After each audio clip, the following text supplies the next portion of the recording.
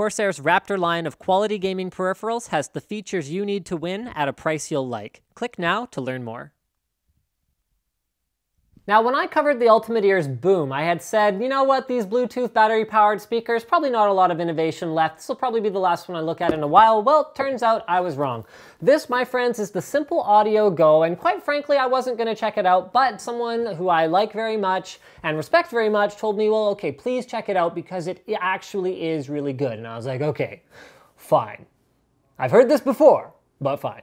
So the Go is priced in line with the rest of the market at about $100. Physically, it's about the size, I mean, they like to say this, it's about the size of an iPhone 5 in terms of the amount of space it takes up on your desk, but obviously it's a little bit on the thicker side compared to an iPhone, but I guess they're right about it being about that size. It has a metal grille on the front with a soft touch finish on the back and has that awesome grippy material that Razer has on the back of their, I believe it's the Ouroboros wireless receiver that like you put down and it just like doesn't move. It practically sticks to things. It's actually outstanding. It has an on-off switch on the back as well as a line in and USB for charging or powering it and using it all the time. And on the top it has a glossy series of buttons. So there's your pairing button as well as taking calls button. Yes, it has an integrated speakerphone just like most of these devices, as well as volume up and down. Now, the claims of amazingly big sound due to carefully crafted acoustics should probably be taken with a grain of salt. But with that said, there are two full-range drivers to cover the mids and highs, and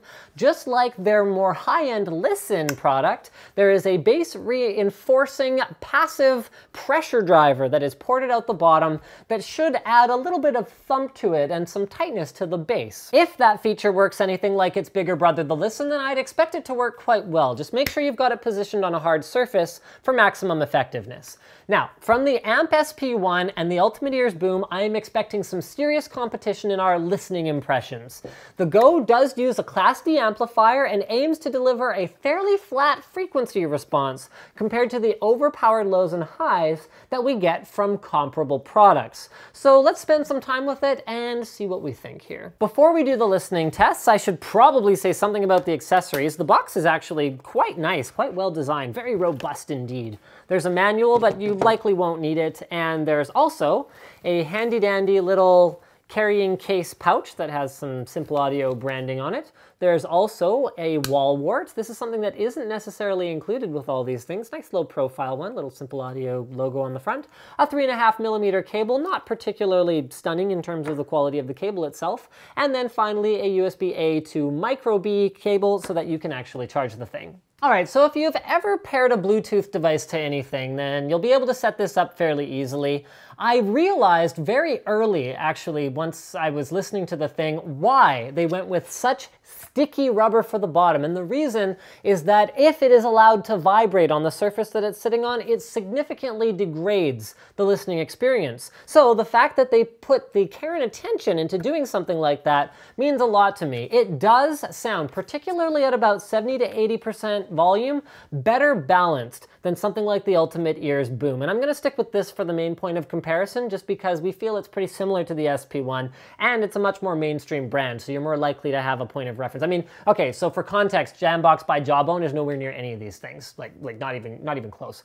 So it was a more balanced overall sound with respect to highs, mids, and lows. We're still talking about tiny drivers inside a tiny enclosure that's battery powered, but better is still better. With that said, it doesn't get as loud as the Boom. Not a lot quieter, but a little bit quieter, and I found that the quality of the sound is more dependent on the directionality of it, the way that it's facing. So if you were to put this sort of in the middle of a room where people are going to be all around it, something like the Boom might perform a little bit better from behind, whereas the Simple Audio Go will be more satisfying in the corner of a room where people happen to be, or at the beach, you'd want it kind of in front of everyone as opposed to right in the middle of the group. One thing that's cool is that it does tie the volume control directly into the software in your player rather than having separate audio control. This is something that I have an issue with the Ruckus series of products. So that was really handy, and it has a battery life indicator on supported products, and there's actually quite a wide variety of them. I think that's pretty much all there is to say about it. Does it sound better than other Bluetooth speakers? I guess the answer is yes. All right, so for our audio quality test, I'm calling Slick upstairs. So we're we're gonna position it such that it would be kind of like normal, like on a desk in front of you. Okay, so there we go. So Slick, I'm actually on a speakerphone right now. What would you have to say about the audio quality of the experience? It's not particularly moving. It's not moving. Okay, so he's not tearful at the moment. If I'm a little bit further away, can you hear me clearly though? I guess is what we're going for here. I can definitely tell what you're saying. Okay, well that's excellent. Okay, so hold on, I'm gonna move it a little bit further away. I'm just gonna lower this table a little bit here. Okay, can you hear me now? How are we doing? Yeah, I can hear you. Okay, how about, hold on, give me a second. How about now? Yes, I can hear you. Okay, does it sound any different?